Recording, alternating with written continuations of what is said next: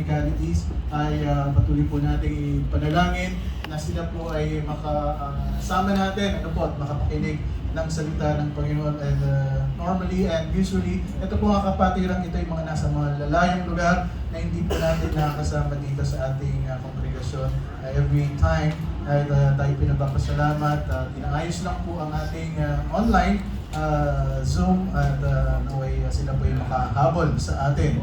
Alright, so sa ating pong lahat, let us thank the Lord today and give God the glory. And are you ready to hear the Word of God? Amen. Alright, so we open our Bible please in Acts 17:23. Acts 17:23, tayo pong lahat ay tumayo at tayo po ay magbabasa ng ating salita ng Panginoon. Acts 17:23, nasa Biblia nyo rin po yan kung mabubuksan nyo para pareho tayo ng binabasa. At nasa screen din po natin ang ating verse. Alright, Acts 17:23, kung kayo po ay nandyan na, please say amen. Amen. Ready? Acts 17:23. For as I passed by, beheld your devotions, I found an altar with this inscription, to the unknown God, whom therefore ye ignorantly worship, Him declare I unto you. Tayo pong lahat, yung bukod manalangin. Ama naming banal, we are very grateful sa inyong pong mga pagpapala sa amin at sa pag-iingat at ngayon po kami po ay magbubukas ng inyong salita. Turuan niyo po kami, Panginoon, at bigyan ng katalinuhan and help us to understand the message today. And this gives us strength sa aming pong pananampalataya. Bless us all. We thank you for everybody. Ito po ay dalangin namin sa pangalan ni Jesus, and all the people will say, you may be seated. Thank you very much.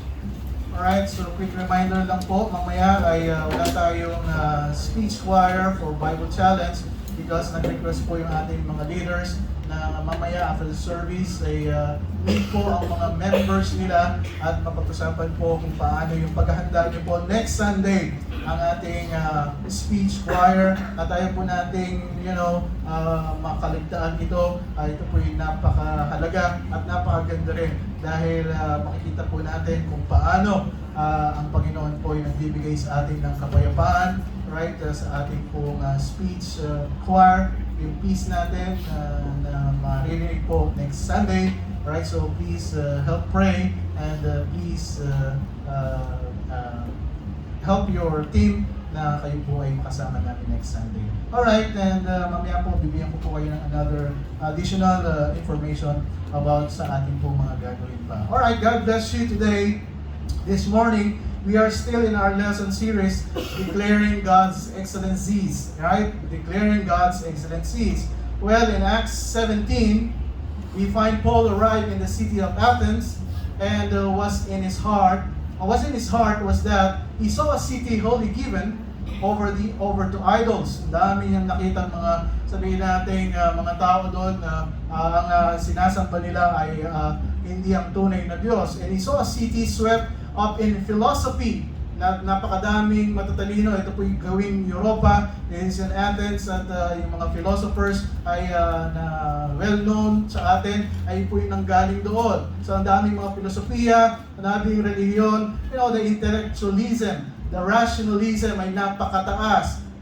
And here he confronted the great city of Athens, but in all that they knew, na sa lahat ng nilang kanyang katalinuhan, nalalaman and everything, they did not know God. Di nila kilala ang Diyos. And Paul couldn't really just be there and not tell them. In verse 22, he stood in the midst of Areopagus. Kaysa po tumayo dun sa Mars Hills.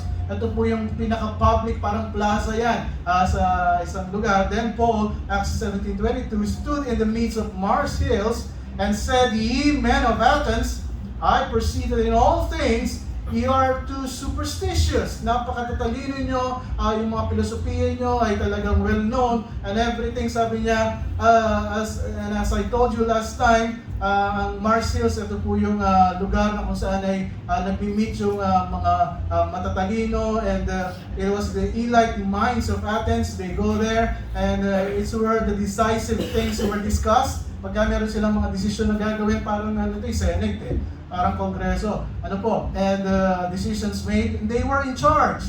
And Paul went to that place to confront them about the true God. And his purpose was to introduce them to God.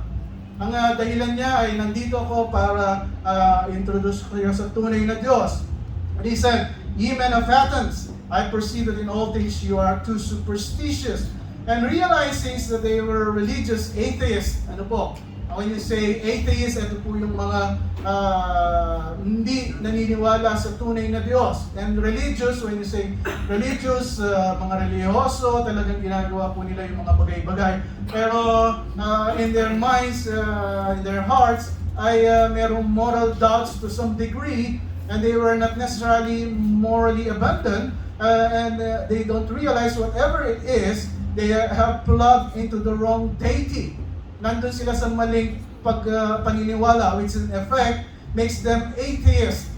Na hindi mo pwedeng masabi ang isang tao, sabihin niya na ako'y alam ko naman ang Diyos and everything, pero sa loob ng kanyang puso ay pagka tinanong mo, sino ba ang Diyos mo? Basta yung Diyos ko yung nasa taas. Yan, mga ganun ang mga pananalita.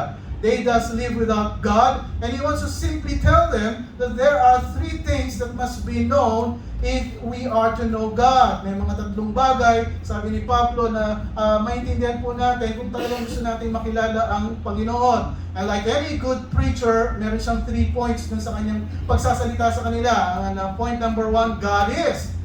God is. Ang Panginoon ay. Acts 17:23, for as I passed by, beheld your devotions, I found an altar with this inscription, to the unknown God, whom therefore ye ignorantly worship, Him declare I unto you. God is. For he that cometh to God must believe that He is. You know, you have to start by believing in the one true God. Kailangan magsimula ka na ikaw ay naniniwala, hindi lang naniniwala, kundi nagtitiwala that God exists. Ang Diyos ay buhay. You have to start by being a theist. Ibig sabihin, ikaw ay maniniwala, magtitiwala sa Diyos, not an atheist. You know, and this involves staring down all atheistic concepts.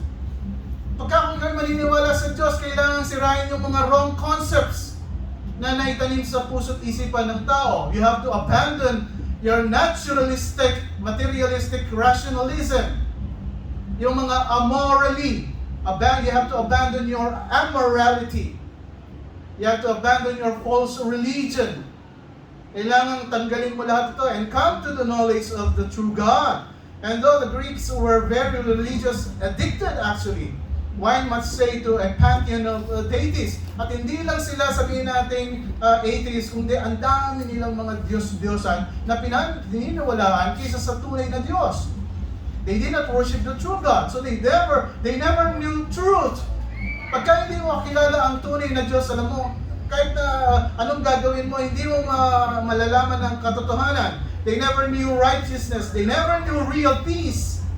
Wala silang tunay na kapayapaan. Wala silang tunay na pagpapatawad. Wala silang tunay na pag-asa. At wala silang tunay na ligaya. Understand, mga kapatid, anybody who doesn't know God is in a desperate condition. Kung hindi mo kilala ang tunay na Diyos, you are in a desperate condition. Parang si Moses yan eh. Nung introduce ng Panginoon kanyang pangalan, pagka-Diyos, kaya sa kanya, habang nag-usap sila, wika ni Moses, who am I? Sino ako, Panginoon?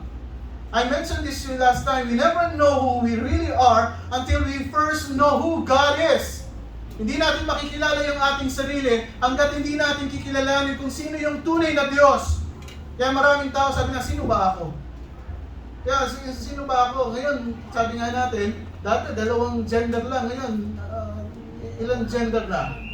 Di ba? Hindi lang 4 eh. Meron pang, di ba? Dati LGB lang. Ngayon, LBGT. Tapos nagdagan pa, LBDG. Ang dami na. You know, merong identity crisis. And truly, we are in profound trouble without God. Tayo po'y talagang, sabihin natin, apart from Him, there's no sense to anything. So God wants to be known. John 17:3, this is life eternal, that they might know Thee, the only true God. Alam mo kung bakit niligtas ka ng Panginoon? Kung bakit binigyan ka ng buhay na walang hanggan?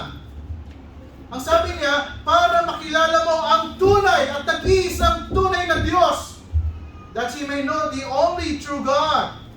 How important is this? How important is knowing God? You know, the best thing in life, yung pinaka-best sa buhay na ito, yung pinaka-comforting thing in this life. Ito yung sabihin natin, securing thing in life. The most hope-producing thing in life, yung pinaka-pag-asa mo sa buhay na ito. The most, the profoundest truth in life and the greatest source of courage in life.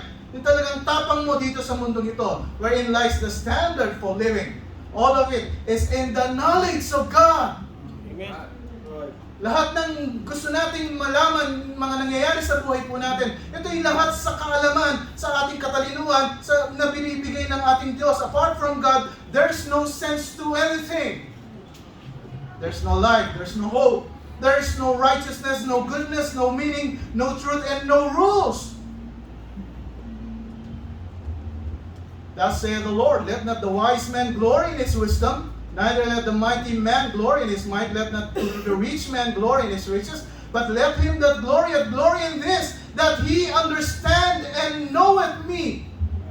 Kung ikaw yung magmamalaki, kung ikaw yung magmamayabang, sabi ng Biblia, kung magmamayabang ka, na kilala mo ang Diyos at naiintindihan mo siya. God delights when we know Him. God is and is knowable.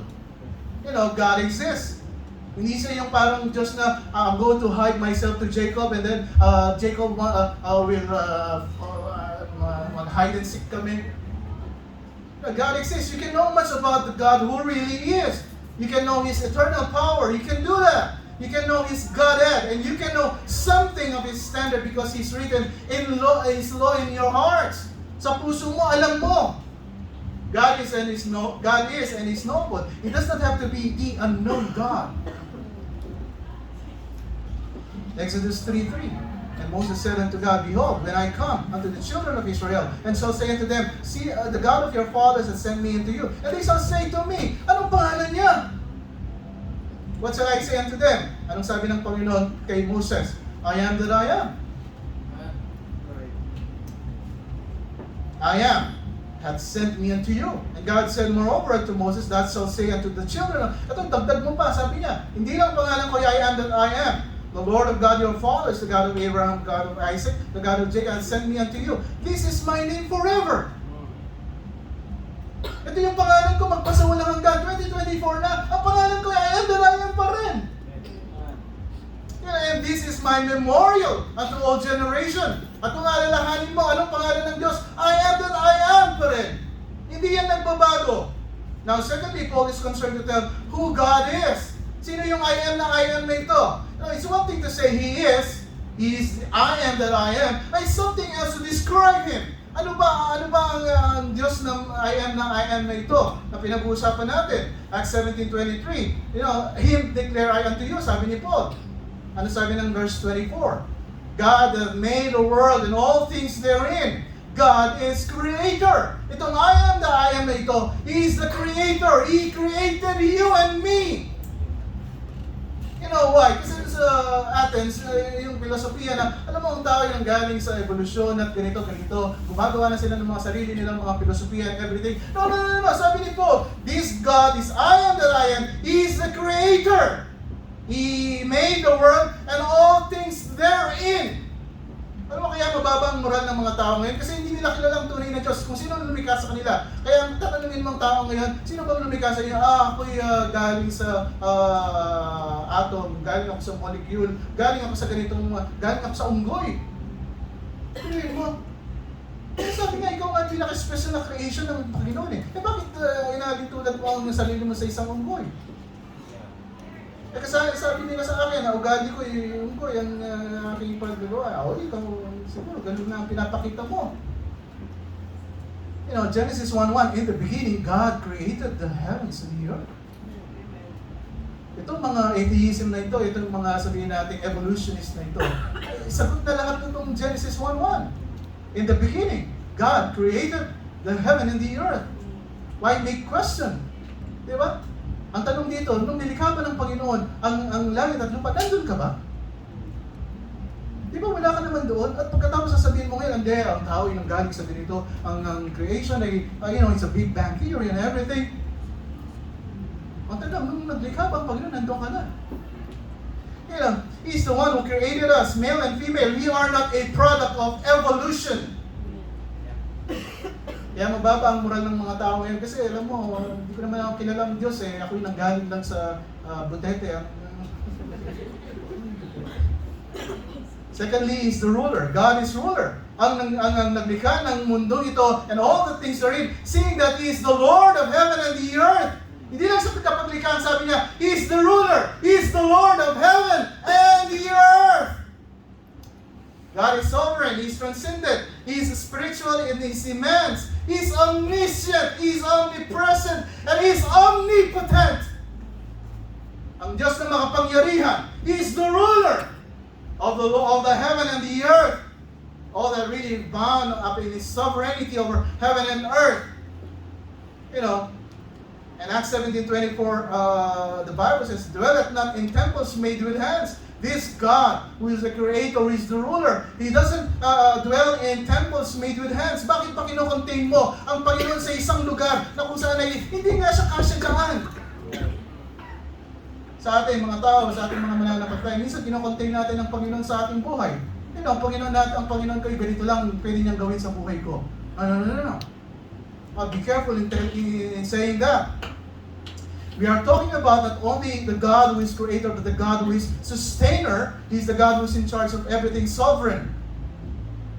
Hindi mo pwedeng i-contain ang Panginoon sa isang box, sa isang lata, sa isang lugar. He is everywhere.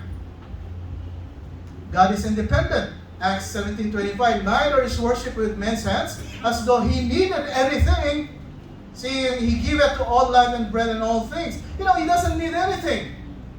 Ang Panginoon siyang lumikha nito, He doesn't lack anything, so He's not like us. Minsan, inaari tulad natin ang Diyos sa atin na kung saan, gawin mo ito kasi kailangan ko yan. No. God doesn't have any faults and God doesn't have any lack. Hindi siya nagkukulang. He needs absolutely nothing. He's self-sufficient God. Kahit wala tayong mabubuhay ang Diyos. Because He's independent. Neither is worship with men's hands. Maraming mga tao, gumagawa ng mga pamamaraan na kung saan sabihin nila, ito papakainin kita Panginoon, ito yung aking offering, ito yung aking mga ganito, nang sa ganon, ay bibigyan mo ako ng kapalit niyaan. Now, God is independent. Kahit hindi mo gawin yan, God can sustain. He's a self-fulfilled God. He's a perfect God. Hindi mo pwedeng kulang sa ito, Panginoon, bibigyan kita nito. You cannot do that. And then fourthly, this is where we stop. Letter D. God is giver. Neither is worship with men's hands, as though He needed anything, seeing He giveth to all life and bread and all things. Ang sabi niya, siya yung nagbibigay. Nagbibigay ng buhay, lahat ng buhay. Lahat ng hininga. And all things. Kaya hindi mo pwedeng i-bribe ang Panginoon eh.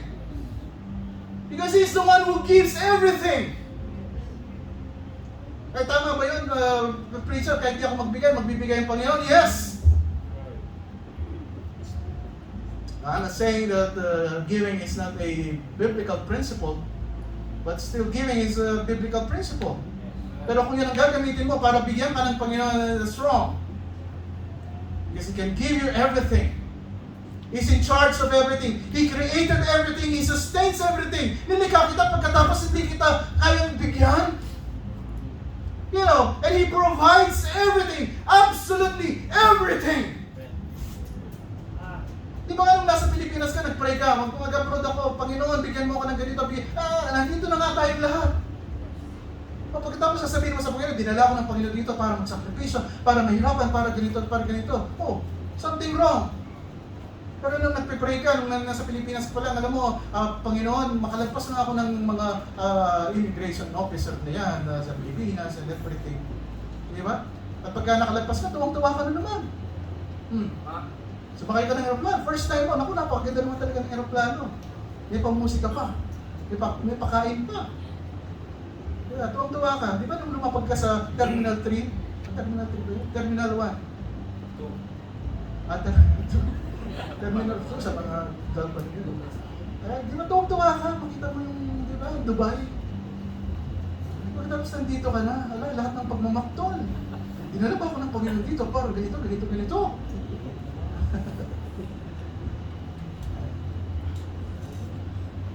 po ang Panginoon, minsan, pagdadaanan mo lahat sila. Right. This is what I've learned in my Christian life. And every time you make decision in life, be sure na yung decision mo, mas lalapit ka sa Panginoon. Amen. Mas lalapit ka sa Panginoon. Hindi yung nag-decision ka tapos, feeling ko parang gusto kong nilayo ng pag... No. You make a decision, mas lalapit ako sa Panginoon. He provides everything. This then is the ultimate God. He is the true and living God, who alone is the creator, the ruler, independent, self-sufficient, sustainer of the universe. Sabi nga ng Psalm 104, verse 24, O Lord, how manifold are thy works in wisdom, thou hast made them all. The earth is full of thy riches. So in this great and wide sea wherein are things creeping innumerable, both small and great great beasts. There go the ships. Sabi niya yung mga barko sa dagat. There is that Leviathan. Sabi niya, ito yung big whale. Ito yung sea monster whom thou was made to play therein. Ano sa dagat na yan? Sabi niya, naglalaro. Is a sea monster. His weight all upon thee. Ito yung mga naghihintay. Thou mayst give them their meat in due season. Lahat ito, even yung mga creatures sa dagat, naghihintay sila para bigyan mo ng pagkain. You know, thou givest them, they gather, thou openest thine hand. At ang sabi niya, habang sila naghihintay, you open your hand, they are filled with good. Thou hidest thy face, they are troubled. O, ito na ang problema nga ng tao. Diba? Minsan sabihin ng Panginoon, okay, trouble ka na naman at nagpapanik na naman tayo. Thou takest away their breath, they die, and return to their dust. Kung titingnan niyo pong mabuti, really, ang Panginoon po, it is being, all these things operated by God Himself. You know, why? Kasi masyado na tayong na-exposed dun sa, the prince of this world, Satan, is the one who controls this world. Kaya nahihirapan tayo, ano ba talaga, ang Panginoon ba o ang si Satan ang nagko-control ng mundo nito? Job 12:9, who knoweth not in all this that the hand of the Lord hath wrought this? Sabi niya, hindi mo ba naintindihan na lahat ng ito, it is the Lord's. In Job 12:10, in whose hand is the soul of every living thing and the breath of all mankind. Pero may hininga natin, galing sa Panginoon. He's the one who gives everything.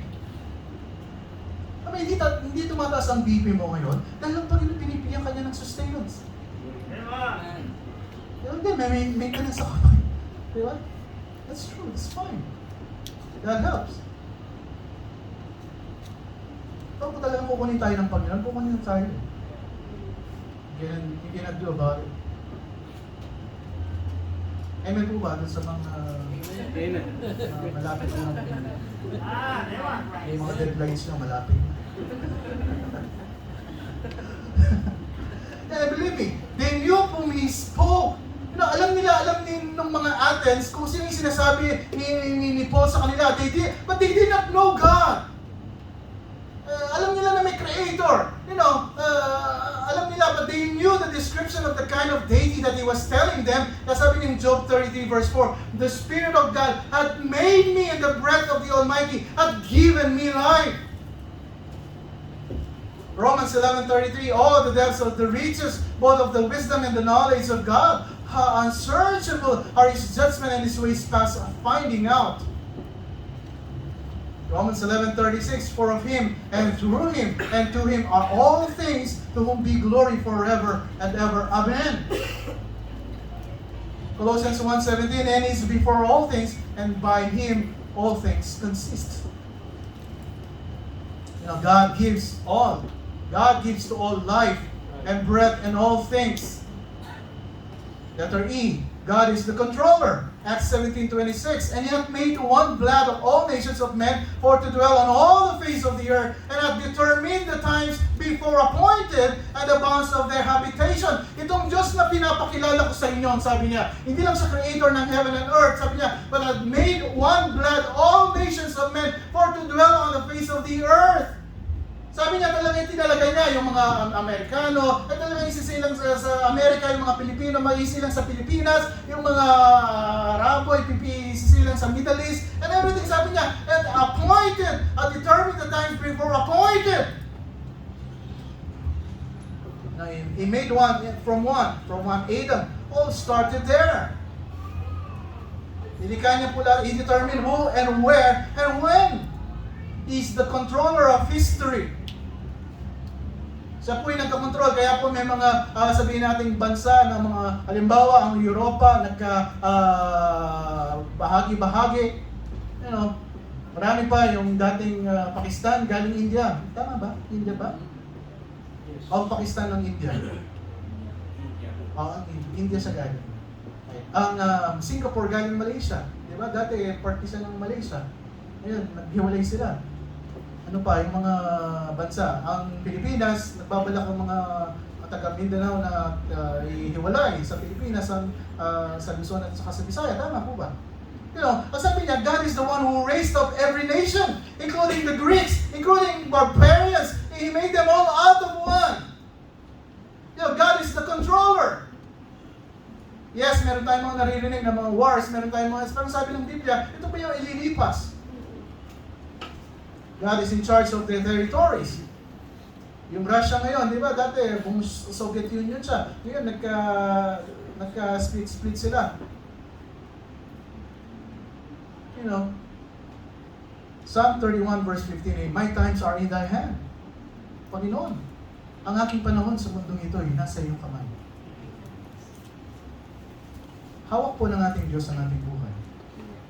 You know, kung kailan kayo sinilang, kung saan kayo sisilang, kung sa sang pamilya ka, isisilang. Pero kung hanggang kailan ka mabubuhay sa mundo ito, God is the controller. He's the controller. Our life is in His hand. James 4:14. Whereas you know not what shall be on the morrow. But what is your life? It's even a vapor that appeareth for a little time and then vanisheth away. Oh, hindi nga pinag-usapan dito kung siya ay may maintenance na, ikaw wala pa. Hindi po ba? God is the controller. Letter F. This is my last for today. And that is revealer. God is revealer.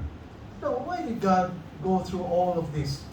Bakit kailangan ng Panginoon mag-create? Bakit kailangan ng Panginoon ng mag-rule? Bakit kailangan na magbigay siya ng buhay? Bakit kailangan siya yung mag-control ng mga sa mundong ito? You know why? Because it was all part of His revelation of Himself. Naglikha ako, nag-rule ako dito, nagbibigay ako ng buhay, at nagko-control ako sa mga bagay na nilikha ko para i-reveal ko yung sarili ko sa inyo. Acts 17:27. Anong sabi niya? That they should seek the Lord. That they should seek the Lord. You know, rapidly, they might feel after Him and find Him, though He be not far from every one of us. You know, God's object in creation, God's object in preservation, God's object in providence, God's object in history. Alam mo kung bakit nabubuhay pa tayo sa mundo ito? Why? It's to disclose Himself to us! Para ipakilala niya ang sarili niya sa atin. You know, we could call that the natural revelation. Na hindi mo na kailangan mag-formulate, hindi mo na kailangan magawa ng mga filosofiya, hindi mo na kailangan, you know, ang sabi niya, naturally, ito yung revelation ko sa ating pagka-Diyos, that you should seek God! The point is this, nobody should ever make an altar to the unknown God. Bakit hanggang ngayon, Kristiyano ka ng naturingan? Pero ang tunay na Diyos, hindi mo pa rin kakilala.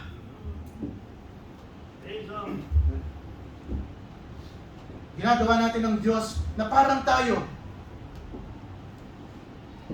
Sabi niya, I created all this. Pre-preserve ko nga ito. I control this. I'm the ruler. I'm the Lord of heaven and the earth. Hindi mo ba naiintindihan? Sabi niya, this is the object, this is my goal, to disclose myself to you. And you can see around you the God who is creator, ruler, preserver, and giver of life, the God of history. You know, He has revealed Himself all around you. Lahat na lang mga nasa paligid mo, dinidisclose niya ang pagka-Diyos niya. Ano sabi ng Romans 1:21? Because that, when they knew God, they glorified Him not as God. Sabi nila, ako'y nagsisimba, ako'y Kristiyano, ako'y isang, matagal na akong nagpupunta dyan sa church na yan and everything. Okay! You knew God! Ang tanong doon ba, did you glorify God as God? Ito nga po nakakalungkot eh. Marami yung mga churches, okay. There are a lot of Christians everywhere, anywhere. Pero ang tanong doon, is everybody giving glory to God? No, because that when they knew God, they glorified Him not as God. Hindi na sila magpapasalamat. Neither were thankful but became what? Vain in their imaginations, and their foolish heart was darkened. Wala. Punta na lang tayo sa church. Ano na lang to? Parang routine sa buhay. Every Sunday, dapat nasa church ka. Kasi sabi ni nanay, sabi ni tatay, nasa church ako. Dapat, kasi sabi ni pastor, or dapat nasa church ako kasi ganito.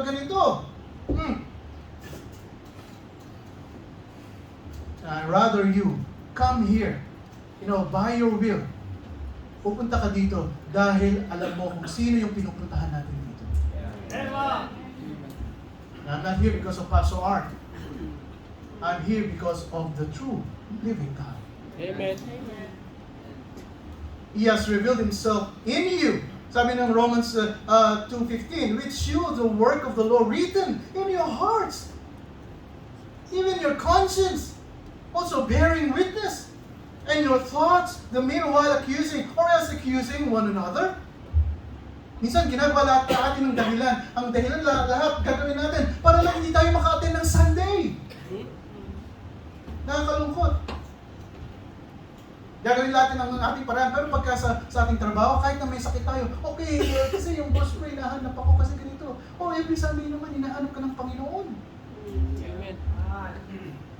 Diba ang tanong nga dyan ang nagpagod ba sa'yo ang Panginoon? Ang nagbigay ba ng sakit sa'yo ang Panginoon? The knowledge of God is all around you. Men should never fall to atheism. They should never turn to idolatry. Ano sabi ng Romans 1:24? The invisible thing of Him that from the creation of the world are clearly seen, being understood by the things that are made, even His eternal power. And God said, so that you don't have any excuse. Alam mo, lahat tayo, wala tayong dahilan na sabihin natin, walang Diyos. Ano sabi niya? There's no excuse. You have no excuse. Me, I don't have any excuse. We have no excuse. Hindi pwedeng sabihin na, alam mo, Panginoon, kasi nakalimutan ko, kasi Panginoon, hindi ko nakita, kasi Panginoon, hindi ko narinig, kasi Panginoon, no. I'm all around you. Diba yung aking paglilikha, yung pag-iingat ko sa iyo, yung pagbibigay ko ng provision sa iyo. Diba, I'm there. God arranged everything so that man will very naturally seek Him. Ano ito yung pinapakita ko lang sa iyo? Para sabi niya, saliksikin mo ang Diyos. Mga kapatid, nandiyan pa po ba kayo? Amen. He's visible to them externally, He's visible to them internally sa puso nila, and if men would only acknowledge that natural revelation and not pervert the truth. Kasi mahirap dito, we're perverting the truth. Mas nakikinig tayo sa mga perversion of the truth. But walk in His ways, you will find Him. It's like there's a dim light. Sabi nga nila, in the tunnel, the end of the tunnel, there is a light. Nakikita nila. Dim light, maybe. It's a dim light. Ito na yung direction ko. It's a dim light. There's a light there. Ano sabi ng tao? No. I better go back there because I love darkness.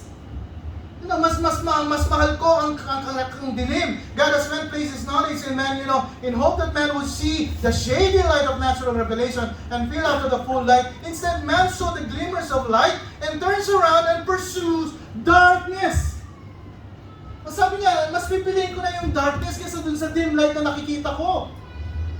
Ito yung tao, sabi niya, nakita niya kaya ang liwanag, pero gusto niya yung kadiliman. You know why?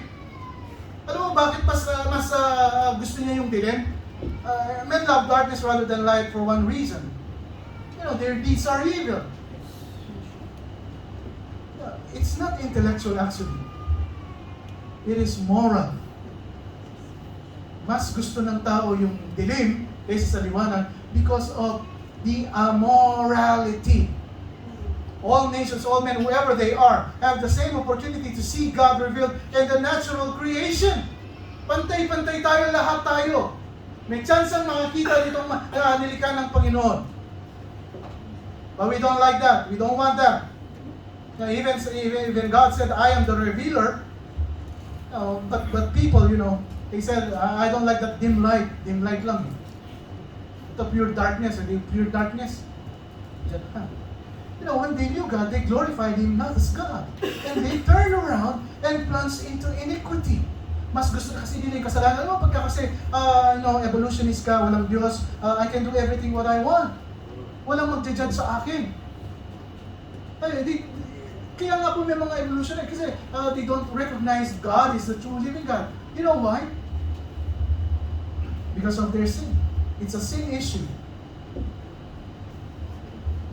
Mas gusto natin yung mga, kaysa sa, sinasermonan tayo ni Pastor, because I love my sin more than the true living God.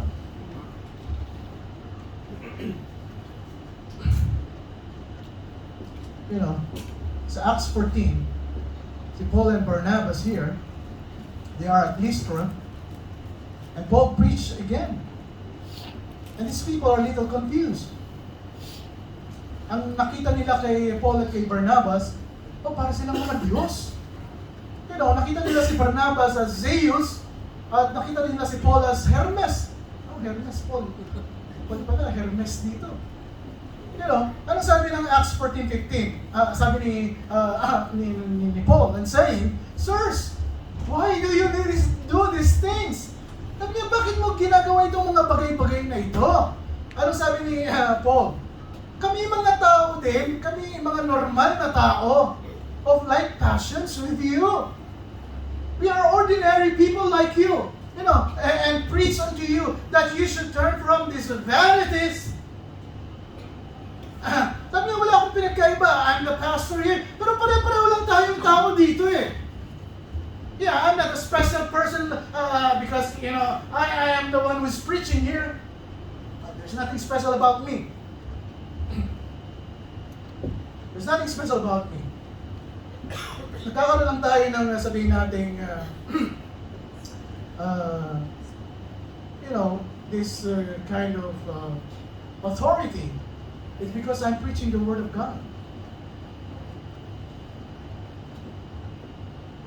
But other than that, we're just the same. Okay, ang pangalan ko, Art, ang tinatawag niyo sa akin is Pastor Art. I'm not saying that this, maging disrespectful kayo sa akin, and I'm not saying that because I don't believe in disrespect. Ang sabi ni Paul kay, sa mga, thank you, ang sabi ni Paul sa mga, sa Lystra, bakit niyo ginagawa yung mga vanities na ito? Pareho lang tayong tao. Like passions with you. And preach to you that you should turn from these vanities. Sinasabi namin sa inyo na umalis kayo sa mga vanities na yan. Ano sabi niya? And turn unto the living God! Which made heaven and earth and the sea and all things that are therein. isa lang po yung sinasabi ni Pablo sa mga tao na nakakarap niya lagi. Sabi niya, pareho lang tayong tao. I'm not special, any extra special like you. You know, ang sinasabi ko sa inyo, these vanities, tanggalin niyo yung mga vanities na yan kasi walang mga kahulugan yan. See, you turn yourselves to the living God. You know, that's the issue. You must know the God who is the Creator. Sabi ko nga po sa inyo, kung tayo yung magkakaroon ng church dito, BBCDE, at ang may tatas lang dito sa Pastor Art, sabi ko, stop na natin ito. Ako na mismo, wala na tayong service next Sunday. Kung itataas dito yung ating deacon, yung ating mga musicians, yung ating choir and everything, let's stop this service that we're doing here. Tapos sabi niya, oh, why are you doing this, all these vanities? Sabi niya, okay, I'm turning you to the living God. Ano sabi niya, Acts 14:16, who in time past suffered all nations to walk in their own ways. Okay, inalaw niyo ng Panginoon. Sige, bahala kayo dyan kasi titigas na ng mga ulo niyo eh. Gusto niyong gawin yung mga ano niyo, mga sarili niyong mga pamamaraan. Ano sabi niya? Nevertheless, he left not himself without witness. In that he did good, and there was rain from heaven, and fruitful seasons, filling our hearts with food and gladness. Ano ba sabi niya, kahit na kayo naging stubborn, kaya nagmatigas, di ba pinubay ko yung mga pangangailangan niyo? Hindi ko kayo pinabayaan. You know, he gave rain from heaven. Ano kung bakit may mga prutas tayo, may mga gulay-gulay tayo? Kasi ang Panginoon, nagbibigay siya ng ulan, di ba? And all this, the witness is there. You know, the evidence is there externally, internally. The witness is there. You can see it around you, even in His providence. Kahit sa pagpapabay ng Panginoon sa'yo every day. He revealed Himself in His creation, conscience, providence, and His goodness. You must know that He is a good God.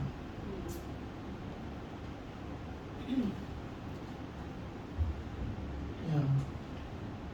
Acts 17:27. That they should seek the Lord. If haply they might feel after Him and find Him, though He be not far from every one of us. Aba, hindi naman malayo ang Panginoon sa atin.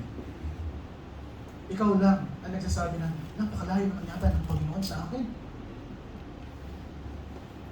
Ang sabi nga ng Panginoon, lagi gusto ko na, pinipilit ko na nga eh. Lagi mo ako kasama, di ba? Sabi ko nga sa'yo, hindi naman kita pababayaan. Psalm 145 verse 18, the Lord is nigh to all them, what? The call upon Him. To all that call upon Him. You know, what does it take to move someone who can see the dim light of the reality of God toward the full light? Okay, dim light yung nakikita mo. O para maging full light yan, ang sabi ng Panginoon? Call upon God. This is my question.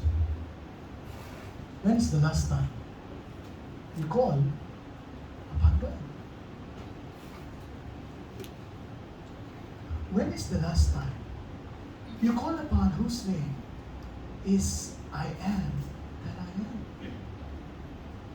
Kailan ka muling tumawag and you recognize God as your creator, your ruler, your giver, your sustainer, your controller, and your revealer, and your wisdom?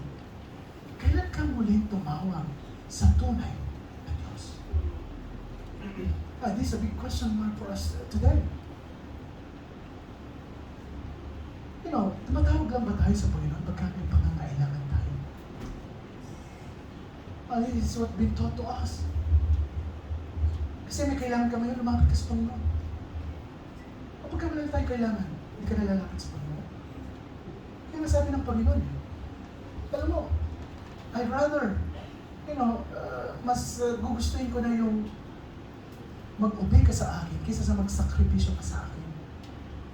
You know what He's telling us then is, for he that cometh to God must believe that He is.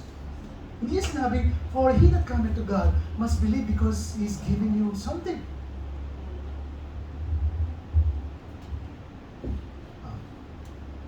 marami ng mga Kristiyano ngayon, pupunta lang ng church. Because they thought na nag-offer sila ng papakain nila ang Panginoon at pagkatapos, pagpapalain sila. It's true. Eh, sino ba namang hindi, kung ipipreach ko dito sa inyo, blessing, o di ba, sino bang hindi gusto ang blessing? Alam naman tayo, gusto natin ang blessing. Kung ganito lang ang preaching ko dito, hindi tayo tatagal. Kasi sabi ng Panginoon, kung lalapit tayo sa Kanya, lalapit tayo, hindi kasi dahil nagbibigyan tayo, lumalapit tayo sa Kanya kasi alam natin kung sino siya. Amen. Even sa ating mga kaibigan ngayon, sa ating mga hindi pa tumatanggap sa ating Panginoon, call upon to God is very important. Anong sabi ng Romans 10:13? For whosoever shall call upon the name of the Lord shall be saved. Minsan may witness ang God, sabi niya, anong pangalan ng Diyos? Di ba? Nagsasalita dito, ang tinutukoy niya dito, si Jesus Christ. Kaya sabi niya, Romans 10:9, that if thou shalt confess thy mouth, the Lord Jesus, and believe in thine heart that God hath raised him from the dead, thou shalt be saved, which is very true. Totoo naman po yan. Kapag pinahayag mo sa iyong mga bibig ang Panginoong Jesucristo, manampalataya ka, magsisi ka ng kasalanan mo, bubuksan mo yung puso at tatanggapin mo siya bilang sarili mong Diyos at tagapagligtas, ikaw ay maliligtas. That's true. And John 8:58, interestingly, anong sabi ng Panginoon? Jesus said unto them, verily, verily, I say unto you, before Abraham was, I am. I am. Bago pa nilikha ang mundong ito, bago pa lang si Abraham, ang pangalan ko na ay I am. Ano sabi niya? Whosoever shall call upon the name of the Lord, I am. Call upon Him. Sabi ng Psalm 145 verse 18, the Lord is nigh unto all that call upon Him. Malapit siya, lalong-lalo na kung ikaw ay tumatawag sa Kanya. Kapatid, kailan ka huling tumawag sa tunay na Diyos? O kasi last Sunday, nag-pray kami, doon lang ako nakipag-usap sa Kanya. The whole week round, kapatid. God is all around you. He's protecting you, He's providing your need. Ano ba't sabihin mo sa Panginoon, Panginoon, maraming salamat, ginising niyo po ako ngayong umaga. Amen. Panginoon, maraming salamat, meron akong pagkain ngayon. Ano ba? Panginoon, maraming salamat, meron akong kasuotan ngayon.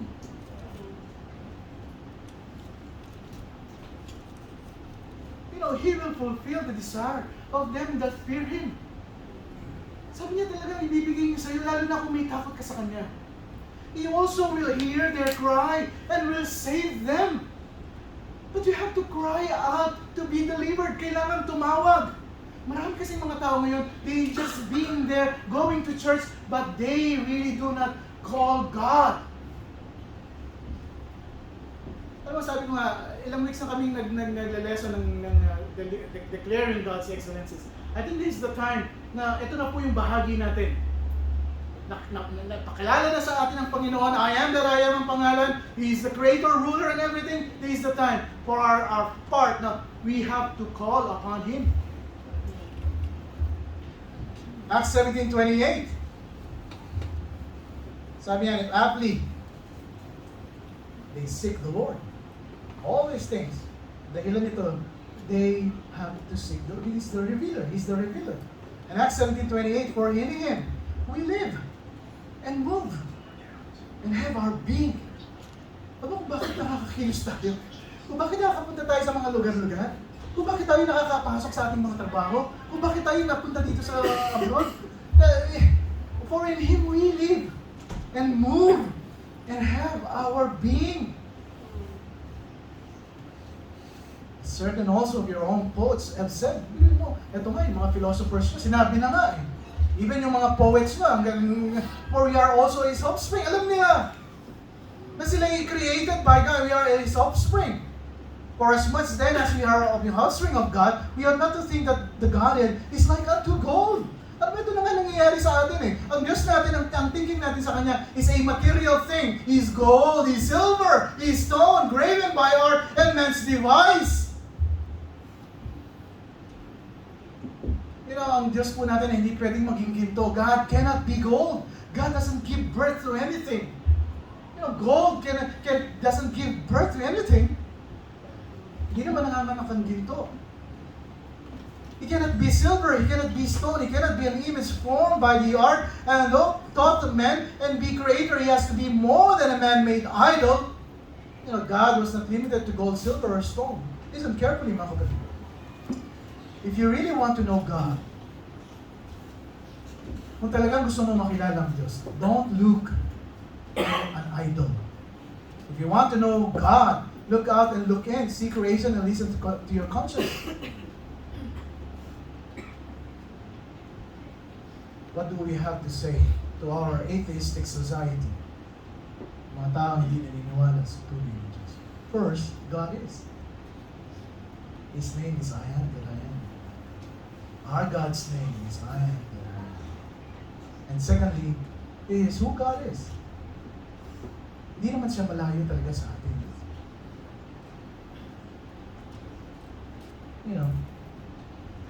May nakikita ka ng dim light, and you follow that light. Huwag ka nang babalik sa darkness. Huwag mong piliin yung darkness. And with God will deliver you to the truth of the Lord Jesus Christ. If you desire to draw near to Him, fearing Him, you have to call upon Him. Kailangan po matuto tayong tumawag sa tunay na Diyos. Every day of our lives. Paggising mo palang sumaga, Panginoon, maraming salamat. Iningatan niyo po ako sa aking pagtulog. Pagpasok sa trabaho, Panginoon, maraming salamat. Trabaho ako. Di pagpasok, makikita ko na naman siya. Papatiklin naman ng kape. Naku, dami-daming pinapasero. Dami-daming pinapasero. Gawa nyo na yan. Utos dito, utos doon. Palinis dito, palinis doon. OT na OT, wala namang OT payment. OT free. Want to sawa, OT, okay. Wala namang noon, naghahanap ka ng trabaho. Nasabi, kahit anong trabaho, Panginoon. Diba? Binigyan ka ng trabaho ng Panginoon. Naghahanap ka pa ng sahod. Kahit anong trabaho, Panginoon, bigyan mo ako. Call upon Him every day of our lives. We have to learn to call upon God. And the last point, what God requires, naku, sabi ko sa inyo. Hindi mo hayaan na ikaw ay hindi darating ng Sunday, next Sunday. Ano ba itong tubig? Right? At hindi mo malalaman what God requires. Ay, napakaganda. Acts 17:20. That's the last part of our lesson. Next Sunday, so be here at pag-pray po natin ito. And I'm very happy because you are always here praying for the ministry for sa ating gawain. And let's keep on encouraging one another, and really I'm doing my best to really study sa ating po pag-aaral dito. Make sure na pagpunta niyo po dito hindi masisira, hindi ma-waste yung oras niyo. And I pray na kayo po ay lagi po makasama every Sunday. And Acts 17:23, for us I passed by and beheld your devotions. I found an altar with this inscription, to the unknown God, whom therefore ye ignorantly worship, Him declare I unto you. We need to declare God's excellencies in our lives. Tayo pong lahat tatayo. So we all stand up, please, so we bow our heads and close our eyes so we pray. Maraming salamat, Panginoon, at napakabuti niyo po sa amin. We thank you for your word na kung saan ay patuloy niyo pong nire-reveal ang katotohanan ito, at lalo po namin kayo nakikilala sa aming buhay. We did not come from atom, O Lord, from molecules or anything. We didn't come from evolution. We have a God. His name is I am that I am, and you are our creator. You created us, O Lord, in your image. You are our ruler. You are still in control of what's happening in this room. You are a giver. Kayo po nagpo-provide ng aming pangangailangan. We thank you because your revelation is all around us. Naging focus po kasi namin, Panginoon, ay sa mga bagay na nangyayari sa mundo. Yung mga ino-offer po sa amin ng kalaban using the social media na kailangan meron kaming ganito, meron kaming ganito. Really, really, it cuts our attention. Help us, Lord. And every time we meet, we come here because of who you are. Kami nandito because we have a God that is omnipotent, omnipresent, and omniscient. We are here because you're providing our needs. You're giving us life. We move because of you, Lord. You're providing everything that we need. Nakarating po kami dito sa UAE because of your grace. And we thank you for that. Help us not to forget the good things na naibigay niyo na po sa amin. We are, and we don't have any excuse, Panginoon. Pag nakaharap po namin kayo. Help us, O Lord. Open our hearts and minds. Tulungan niyo po kami. Ito po'y dalangin namin sa pangalan ni Jesus. Habang tayo nakayuko, nakapikit ang ating mga mata. Mga kapatid, God has spoken to your heart. Why don't you come to God today? Kausapin mo ang Diyos. And you're not going to talk to Pastor Art, you're going to talk to God. You're pouring your heart not to Pastor Art, you're pouring your heart to God.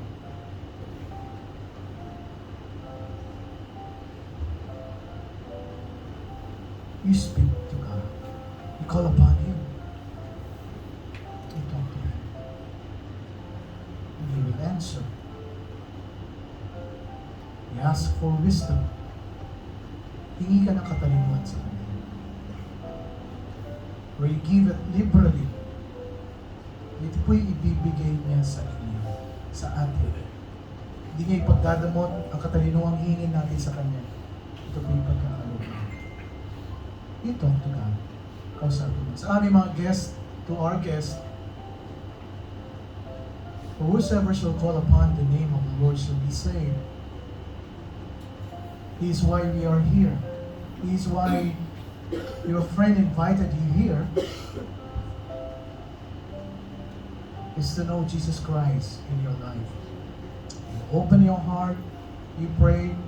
There are some brethren who will come to you and they will open the Word of God, the Bible, and you're going to pray. You're going to receive Christ in your heart. It's your personal Lord and Savior. Mga kapatid, you can pray. You ask God for wisdom. You thank God for all blessings. We can find a partner now. Tayo po'y maghahanap ng prayer partner. Tayo po'y mananalangin sa bawat isa.